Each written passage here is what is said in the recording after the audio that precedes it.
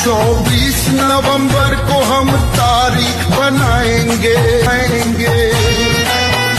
आजादी का ख्वाब होगा पूरा। इमरान खान के पुराने जिगरी दोस्त भी मैदान में आ गए।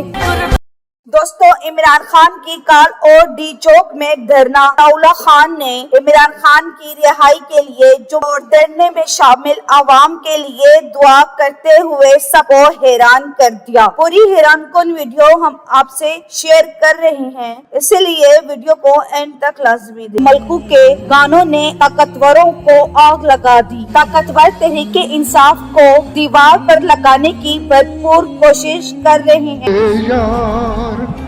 अच्छे दिन आए हैं, अच्छे दिन आए हैं। आई मुश्किलें जितनी बार टल गई है मेरा लीडर।